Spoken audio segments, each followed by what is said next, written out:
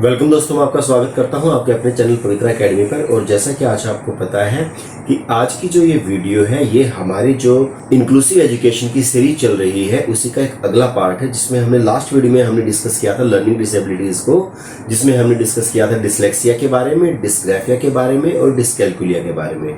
And in this video we are going to discuss about ASD, ADHD, dysmorphia, dyspraxia, visual perceptual deficit, APD, dementia, dysthymia, dysmemographia, dysphagia and progeria. तो चलिए जल्दी से start करते हैं video को। Yes, first of all we will discuss about ASD और you can say autism spectrum disorder, और हिंदी में हम इसको कहेंगे स्वलीनता। स्वलीनता देखिए नाम से ही आपको दिखाई दे रहा है, यहाँ पर क्या है स्व या ओटिज्म। ओटिज्म मतलब ओटो मतलब खुद के ही बारे में व्यक्ति सोचता रहता है, वह बिल्कुल भी सोशल नहीं होता है, वह अपने ही दुनिया में खोया रहता है। देखिए एक होता है रिजर्व होना, और जब अगर कोई बच्चा एक्स्ट्रा रिजर्व हो जाए तो हम उसको ओटिज्म का एक डिसऑर्डर कह सकते हैं। और जैसा कि हमने देखा कि ये जो बच्चे होते हैं इनको सोशल रिलेशंस में प्रॉब्लम होती है, और यू कैन से आई कांटेक्ट नहीं कर पाते हैं, या दूसरे बच्चों से बात नहीं कर पाते हैं, या अपने जो रिलेशंस है दूसरों के साथ अच्छे से नहीं निभा पाते हैं। सेकंड थिंग, इनको वर्बल और नॉन वर्बल कम्युनिकेशन दोनों में प्रॉब्लम होती है। ये किसी से बात करने में हिचकिचाते हैं, डरे डरे सहमे सहमे से रहते हैं, और नॉन वर्बल कम्युनिकेशन में भी इनको बहुत ज़्यादा प्रॉब्लम होती है। अब जैसा कि आप इस पिक्चर में देख पा रहे हैं, यहाँ पर ये एक मूवी का सीन है। It is from barfi movie, और इसमें हमारी जो प्रियंका चोपड़ा है इनका नाम है झिलमिल चटर्जी, और इस मूवी में इनको ऑटिज्म दिखाया गया है। Now let's discuss some symptoms of level 3 autism. जैसे कि आप देख पा रहे हैं, inability to use spoken language, इनको बोलने में प्रॉब्लम होती है, एक्सट्रीम सेंसिटिव होते हैं क्राउड को लेके, लाइट को लेके, लाउड नॉइसेस को लेके, रिपीटिटिव बिहेवियर करते रहते हैं, मतलब एक ही चीज बार बार दोहराते रहते हैं, और इवन कई बार इनको एपिलेप्सी की भी प्रॉब्लम होती है, और यू कैन से मिर्गी, आपने सुना होगा ना मिर्गी के दौरे पड़ना, तो वो वाली प्रॉब्लम भी इनके साथ हो जाती है। After that we have attention deficit hyperactivity disorder, और यू कैन से ADHD। देखिए इसके नाम से ही आपको दिखाई दे रहा है ध्यान अभाव अति क्रियाशीलता विकृति।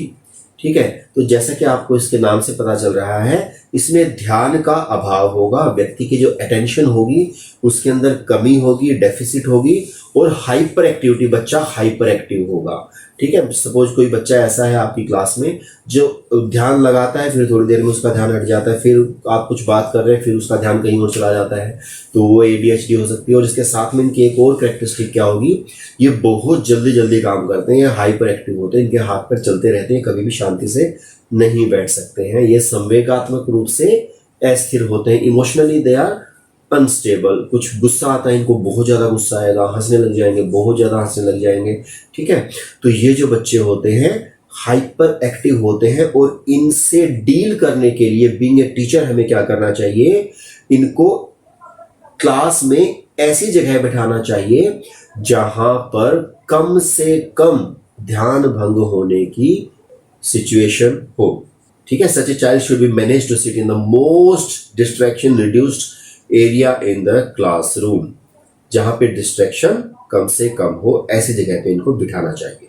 Yes, now we have some symptoms. ये इनअटेंटिव होते हैं, आप देख पा रहे हैं, इजीली डिस्ट्रैक्ट हो जाते हैं, अनऑर्गेनाइज्ड होते हैं, चीज़ों को इधर उधर बिखरा के रखते हैं, डिफिकल्टी लिसनिंग, सामने वाला बोलता रहता है ये सुनते ही नहीं है क्योंकि इनका ध्यान नहीं लगता है। ठीक है, हाइपर एक्टिव इम्पल्स होते हैं, बैठे बैठे हाथों पैरों को चलाते रहते हैं, टप टप टप टप की आवाज़ें करते रहते हैं, रश थ्रू टास्क, अपने कामों को बहुत जल्दी करने में सोचते हैं, एंड मेक रैश डिसीजन, उनके जो डिसीजन होते हैं वो बहुत जल्दी होते हैं, एकदम से फटाक से डिसीजन लेके उस पर काम करना शुरू कर देते हैं। ठीक है, तो ये जो होती है हमारे एक डिसऑर्डर होता है, इसको हम क्या कहेंगे, ADHD, attention deficit hyperactivity disorder. Hopefully you are getting it. Now देखिए जो ADHD है वो कोई जरूरी नहीं है कि वो हमेशा ही एक हमारे लिए कर्स बन के आए, हमारे लिए एक श्राप बन के आए, ये कई बार हमारे लिए एक वरदान भी हो सकता है। जैसे कि आप अभी स्क्रीन पर देख पा रहे हैं, ये है हमारे माइकल फेल्प्स। ठीक है, ये अमेरिकन स्विमर हैं, और जैसा कि आप देख पा रहे हैं इनके पास वर्ल्ड में सबसे ज़्यादा गोल्ड मेडल्स हैं, और उसके पीछे कारण क्या है, इनकी यही डिसऑर्डर ADHD, जब ये बचपन में थे तो इनका ADHD था, जिससे इनके हाथ पैर, जैसा मैंने बताया, बहुत तेज चलते थे। तो किसी ने सोचा कि क्यों ना इनको पानी में डाल दिया जाए, और किसी ने पानी में इनको डाला, और जिससे इनके हाथ पैरों ने बहुत वो कमाल करके दिखाया जो आज तक कोई सामान्य व्यक्ति नहीं कर सकता है। तो अब देखते हैं अपना जो नेक्स्ट डिसऑर्डर है, इट इज डिस्मोर्फिया और एमोर्फिया। और ये क्या है? Specific learning disabilities that affects a person's ability to understand shape and size of a specific part of the body. ठीक है, जैसे कि आपने देखा होगा कि ये पिक्चर में भी देख पा रहे हैं, ये मैडम है, ठीक है, इनको लग रहा है कि भाई मतलब ये है तो पतली, लेकिन इनको शीशे में देख के लग रहा है कि मैं तो बहुत मोटी हो गई हूँ। ठीक है, किसी को लग सकता है कि भाई मेरे जो हाथ है वो बहुत मोटे मोटे हो गए हैं, या भाई किसी को लग सकता है कि भाई मेरी जो नाक है वो बहुत लंबी है। मतलब एक स्पेसिफिक बॉडी पार्ट के ऊपर अगर व्यक्ति को ये लगता है कि मुझे इसमें प्रॉब्लम है, सब कहते हैं कि नहीं ठीक है, लेकिन उसको पर्टिकुलर को प्रॉब्लम लगती है, तो इसको हम क्या कह सकते हैं? डिस्मोर्फिया या amorphia. Now difference between dysmorphia and amorphia आपको पता है अगर आपने लास्ट वीडियो देखी है तो, और अगर आपने लास्ट वीडियो नहीं देखी है तो please go and visit the last video, the link is given in the description box. Now we have dyspraxia और एप्रेक्सिया। डिस्प्रेक्सिया या एप्रेक्सिया को हम याद रखेंगे, प्रेक्स मतलब एक्स से याद रखेंगे, एक्स मीन टू से। इसमें क्या होता है कि मसल्स का जो होता है ना वो कंट्रोल हट जाता है हमारा, मतलब मसल्स के ऊपर कंट्रोल नहीं होता है। A disorder that is characterized by difficulty in muscle control. ठीक है ना, मांसपेशियों के नियंत्रण में कठिनाई होती है। जैसे कि मैं कहूँगा अगर किसी छोटे बच्चे को देखा जाए तो शुरुआत में जो उसकी गर्दन जमने में उसको जो समय लगता है वो ज़्यादा लगेगा, या फिर बाद में उसको चलने फिरने में प्रॉब्लम होगी। ठीक है, तो मतलब उसके मसल्स के ऊपर उसका कंट्रोल नहीं है। जैसा कि आप इस पिक्चर में भी देख पा रहे हैं, यहाँ पर ये जो बच्चा है इसको और बच्चों की अपेक्षा चीज़ों को मैनेज करने में, मसल्स का यूज करने में कंपैरेटिवली ज़्यादा प्रॉब्लम होती है। और जैसा कि आप समझ सकते हैं कि अगर किसी को डिस्प्रेक्सिया है तो कहीं ना कहीं वो आगे जाके डिस्ग्राफिया में भी बदल सकता है। क्यों? क्योंकि लिखने के लिए भी हमें मसल्स की जरूरत पड़ती है, फाइन मोटर स्किल्स की जरूरत होती है। तो मतलब हम कहेंगे कि डिस्प्रेक्सिया डिस्ग्राफिया को भी जन्म दे सकता है। और नाउ जैसा कि आप इस पिक्चर में देख पा रहे हैं, ये जो मैडम है आप देख रहे हैं कि भाई बॉल कहीं और है और ये किक कहीं और लगा रहे हैं। It may be because of dyspraxia और apraxia. Now we have visual perceptual और विजुअल मोटर डेफिसिट। देखिए यहाँ पर आपको नाम से ही दिखाई दे रहा है, विजुअल मीन टू से देखना, मोटर मीन टू से एक्टिविटी करना, हाथों पैरों का चलाना। अब देखिए यहाँ पर क्या होता है, देखने और हाथ पैरों को चलाने में जो कोऑर्डिनेशन होता है उसके अंदर प्रॉब्लम हो जाती है। ठीक है, तो जैसा कि आप देख पा रहे हैं इस पिक्चर में, ये जो पर्सन है इनको जब ये लिखते हैं तो इनको प्रॉब्लम होती है कि पर्टिकुलर किस लाइन में लिखना है, कहाँ पर लिखना है। क्यों? क्योंकि जो उनके आई का और मसल्स का जो एक कोऑर्डिनेशन है वो एग्जैक्टली एक नॉर्मल सिचुएशन के जैसे जो बच्चा होता है उसके जैसा नहीं बना होता है। Now we have auditory processing disorder, or you can say APD. It is also known as central auditory processing disorder.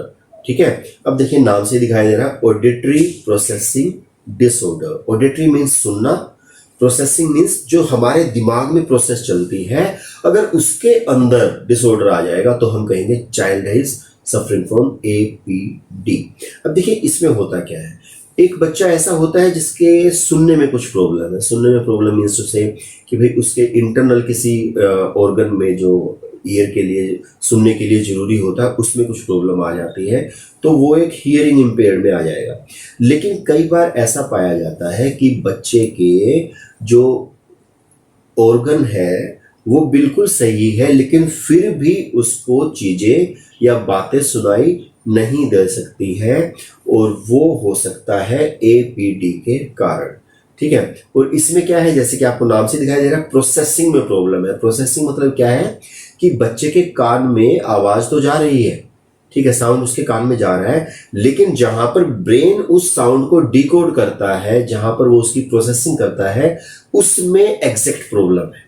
ठीक है, तो उस समय पर हम क्या कहेंगे कि that child may be suffering from APD. Okay, जैसे कि आप देख पा रहे हैं APD से ग्रसित व्यक्ति को ध्वनियों के मध्य अंतर समझ नहीं आता, बेशक से ध्वनि तेज तथा साफ भी हो। ठीक है। जैसे कि आपने भी देखा होगा कि कई बच्चे ऐसे होते हैं, हम चिल्लाते रहते हैं, बोलते रहते हैं, उनको सुनाई नहीं देता है, हमें लगता है कि जानबूझ के टाल रहा है बातों को, लेकिन ऐसा नहीं है। वो एपीडी से ग्रसित बालक भी हो सकता है कि जा रही है उसके कानों में ध्वनि, लेकिन वो उसको प्रोसेस नहीं कर पा रहा है। और जैसे कि आप इस पिक्चर में देख पा रहे हैं, एक बच्चा है जो एपीडी है, और what that village of a child with undiagnosed APD might sound like. ठीक है, अगर कोई बच्चा ऐसा है जिसको एपीडी है, तो उसके बारे में जो और उसके आसपास के लोग हैं वो उसके बारे में क्या सोचेंगे। जो कोच है उसको क्या लगेगा कि भाई ये बच्चा तो बड़ा ब्रिलियंट है, जब ये फील्ड पे होता है तो चाहे जो मर्जी जिस मर्जी को जो मर्जी कहता है, इसको सिर्फ अपने खेल के ऊपर ध्यान है। क्यों? क्योंकि उसको प्रोसेसिंग में प्रॉब्लम है। ठीक है, उसका ध्यान नहीं भंग होगा। ठीक है, जो टीचर होगा उसको ये लगेगा कि भाई ये डायरेक्शंस को मानता ही नहीं है। मैं कहती हूँ कि भाई बुक खोल लो, ये सब बुक खोल के बैठ जाते हैं, इधर उधर देखता है, इसको पता नहीं चलता। क्यों? क्योंकि उसने उस चीज़ को सुना ही नहीं है। ठीक है, जो क्लासमेट्स होते हैं उनको ये लगता है कि यार इससे कोई क्वेश्चन पूछ लो, ये है ना कई सदियों में उसका आंसर देता है, इसको सुना ही नहीं, मतलब क्वेश्चन इसकी समझ में ही नहीं आता है। लेकिन सच्चाई ये है कि उसकी प्रोसेसिंग नहीं हो पा रही है। जो फ्रेंड्स होते हैं उनको ये लगता है कि यार हमने कोई जोक सुनाया है और ये हंस ही नहीं रहा है, तो मतलब क्या है, उनको प्रॉब्लम होती है इसके साथ में रहने में। ठीक है, ट्यूटर है, ट्यूटर को ये लगता है कि इसको बार बार बार बार बार बार बार बार कहना पड़ता है, और इसको जो मुझे सिखाना पड़ता है वो साउंड्स को, छोटे छोटे शब्दों को एक एक शब्द एक बार बोल के बताना पड़ता है। पेरेंट्स को लगता है कि भाई ये होमवर्क नहीं करता है। ठीक है, इसको प्रॉब्लम होती है, बार बार इसको बोलते रहो। और वहीं जो पीडियाट्रिशियन है, जो एक डॉक्टर है, वो क्या कहेगा, नहीं इसके कान तो बिल्कुल सही है, इसकी सुनने की, समझने की, देखने की क्षमता बिल्कुल सही है। तो मतलब एपीडी चाइल्ड के साथ में ये प्रॉब्लम्स होती हैं कि उसको प्रोसेसिंग में प्रॉब्लम है, कान बिल्कुल सही है। Yes, now we will discuss about dysmentia, dysthymia, dysphagia and progeria। ये बहुत ज़्यादा इंपॉर्टेंट नहीं है, लेकिन फिर भी जल्दी जल्दी से समझ लेते हैं। सबसे पहले हम बात करेंगे डिसमेंटिया और एमेंटिया की। जैसे कि आप देख पा रहे हैं, it is lack of logic और थिंकिंग, तर्क या चिंतन की हीनता। देखिए, डिसमेंटिया या एमेंटिया, मेंटिया को आप याद रखेंगे मेंटल से, है ना, हम बोल देते हैं जो मेंटल होता है ना उसको लॉजिक नहीं होता उसके अंदर। ठीक है ना, वो तर्क वितर्क नहीं जानता है, तो आप मेंटिया से, मेंटल और मेंटल से याद रखेंगे भैया, इसके अंदर लॉजिक नहीं हुआ। कुछ बच्चे होते हैं उनको लॉजिक नहीं होता, वो चीज़ों को रिलेट नहीं कर पाते हैं, समझ नहीं पाते हैं। ठीक है, तो हम क्या कहेंगे, वो डिसमेंटिया हो सकता है। आफ्टर दैट डिसथीमिया और एथीमिया। ठीक है, अब देखिए एक शब्द होता है थीमिया, थीम को पकड़ेंगे आप यहाँ पे। थीम का मतलब क्या है कि भाई जो थीम होती है वो हमारे भावों से रिलेटेड होती है, हमारे इमोशन से रिलेटेड होती है। जैसे कि आप देखते हैं कि भाई हमारा जो फ़ोन होता है उसके अंदर भी हम थीम्स लगाते हैं। ठीक है, और वो जो थीम होती हैं they are according to our emotions. जैसा हमारा इमोशन होगा वैसे ही हमारी थीम्स होती हैं। ठीक है, तो आप इस चीज़ को रिलेट करके रखेंगे कि थीमिया मीन्स टू से आर इमोशंस, मतलब इन बच्चों को इमोशंस को कंट्रोल करने में प्रॉब्लम होती है। आफ्टर दैट डिस्फेजिया और एफेजिया, यहाँ पर ये क्या होगा, स्पीकिंग और लैंग्वेज डिसऑर्डर। ये एग्जाम में क्वेश्चन बन चुका है कि डिस्फेजिया या एफेजिया के ऊपर क्वेश्चन बना है, तो आपको पता होना चाहिए कि स्पीकिंग डिसऑर्डर है वो क्या होगा, aphasia. And last but not the list is progeria. Progeria is premature ageing, या कम आयु में वृद्ध दिखना। कई बच्चे क्या होते हैं, वो छोटी आयु कम होती है उनकी, लेकिन उनके अंदर सिम्टम्स क्या आ जाते हैं, बुजुर्गों वाले आ जाते हैं, बड़े आदमियों जैसे आ जाते हैं। अब जैसा कि आप इस पिक्चर में देख पा रहे हैं, होपफुली आपने ये पिक्चर देखी होगी। It is the picture of movie पा, जिसके अंदर अमिताभ बच्चन एक चाइल्ड का रोल कर रहे हैं जिसको प्रोजेरिया है। And it is the only movie जिसके अंदर जो बाप है वो बेटा बना हुआ है। जो अभिषेक बच्चन है वो अमिताभ बच्चन के पिता का रोल कर रहे हैं इस मूवी में। और जो साइड में जो पिक्चर है उसमें आप देख पा रहे हैं कि एक चाइल्ड है, वो अपनी मदर की गोद में है। ठीक है, ये छोटा बच्चा है जो कि आपको देखने में वृद्ध दिखाई दे रहा है, because he is suffering from progeria. Hopefully आपको जो आज का वीडियो है उसमें जो हमने डिसेबिलिटीज को या डिसऑर्डर्स को डिस्कस किया है वो आपको समझ में आए होंगे। तो जल्दी से एक बार रिकैप कर लेते हैं, सभी को दोबारा से फिर से एक बार देख लेते हैं, जान लेते हैं। Yes, first of all we have discussed about ASD या स्वलीनता, ऑटिज्म स्पेक्ट्रम डिसऑर्डर। जैसा कि मैंने कहा, स्व या ऑटिज्म, ऑटो अपने आप से ही रिलेटेड रहता है। बच्चा सोशल नहीं होता है, आई कांटेक्ट में प्रॉब्लम आती है, verbal and non verbal communication में प्रॉब्लम आती है, रिलेशंस में प्रॉब्लम आती है, वो क्या होगा, ASD, attention deficit hyperactivity disorder, ध्यान अभाव अतिक्रियाशीलता या ADHD हम कहेंगे, तो बच्चे का जो ध्यान होगा वो कम लगेगा और बच्चा क्या होगा, अतिक्रियाशील होगा, बहुत ज्यादा एक्टिव होगा, हाइपर एक्टिव होगा। ठीक है। आफ्टर दैट डिसमोर्फिया, मोर्फिया मतलब मैंने कहा कि भाई शेप से रिलेटेड होता है। देखिए एक शब्द होता है मोर्फोलॉजी, एक शब्द होता है एनाटोमी। मोर्फो का मतलब ही होता है कि भाई बाहरी जो आकार है उसके बारे में समझना, ठीक है। लेकिन यहाँ पर शब्द आया है डिसमोर्फिया, मतलब उसको डिफिकल्टी है समझने में, या एमोर्फिया है वो अनेबल है समझने में, वो समझ ही नहीं सकता है। ठीक है। तो मतलब जब हमें आकृति या आकार को समझने में प्रॉब्लम आती है, साइज और शेप को समझने में प्रॉब्लम आती है, तो हम कहेंगे dysmorphia. After that we have dyspraxia. Praxia means to say it is related to muscles. यह है मसल कंट्रोल से रिलेटेड है। बच्चे को मसल कंट्रोल करने में प्रॉब्लम आती है, मतलब मसल्स पे उसका कंट्रोल नहीं होता है। After that visual motor deficit और विजुअल परसेप्चुअल डेफिसिट, आप कहाँ देख रहे हैं और आप उसके अकॉर्डिंग कहाँ काम कर रहे हैं, उसमें प्रॉब्लम आती है। After that APD auditory processing disorder, जो ऑडिटरी होती है मतलब जो हम सुनते हैं आवाज़ जो होती है उसकी प्रोसेसिंग में प्रॉब्लम आती है। आफ्टर दैट डिसमेंटिया, मेंटिया मैंने कहा मेंटल से याद रखेंगे, बच्चे को लॉजिक करने में या तर्क वितर्क में प्रॉब्लम आती है। Dysthymia, theme is related to emotions, तो बच्चे के जो भाव होते हैं वो अनस्टेबल होते हैं, मतलब उसके जो भावों में प्रॉब्लम होती है। आफ्टर दैट डिस्फेजिया या aphasia, it is language disorder और you can say speech disorder. And last is progeria, it is premature ageing या कम आयु में वृद्ध दिखना। तो आइए अब जल्दी से इन जितनी भी हमने ये की हैं इनसे रिलेटेड जो क्वेश्चंस बने हैं उनमें से कुछ सिलेक्टेड क्वेश्चंस देख लेते हैं, और जो बाकी के क्वेश्चंस हैं वो आपको PDF की शेप में डाउनलोडेबल लिंक मिल जाएगा डिस्क्रिप्शन में। और मैं कहूँगा कि आपको उन सभी क्वेश्चंस को भी करना चाहिए, और यदि उन क्वेश्चंस में आपको किसी को कुछ प्रॉब्लम आती है तो आप कमेंट बॉक्स में पूछ सकते हैं। तो जल्दी से करते हैं क्वेश्चंस को। Yes, our first question is a symptom of learning disability is, जो लर्निंग डिसेबिलिटी होती है उसका क्या सिम्टम है? To have a tendency to run away, भाग जाने की प्रवृत्ति होना, रेस्टलेस, एनर्जेटिक एंड डिस्ट्रक्टिव हो सकता है, attention related barriers, and last is lack of motivation. देखिए सेकंड और थर्ड दोनों आंसर हो सकते हैं, लेकिन इनमें से भी जो मैक्सिमम लर्निंग डिसेबिलिटीज होती हैं उनके अंदर हमने क्या पाया है, अटेंशन रिलेटेड बैरियर होते हैं। तो हम कहेंगे right answer will be option number 3। Now learning disability in motor skills, yes we have discussed it, is dyspraxia. देखिए dyscalculia is related to calculation, dyslexia is reading disorder, and dysphagia is अभी हमने discuss किया भाषा विकार। ठीक है। तो dyspraxia क्या होगा, हमारा मोटर स्किल्स की डिसेबिलिटी होगी।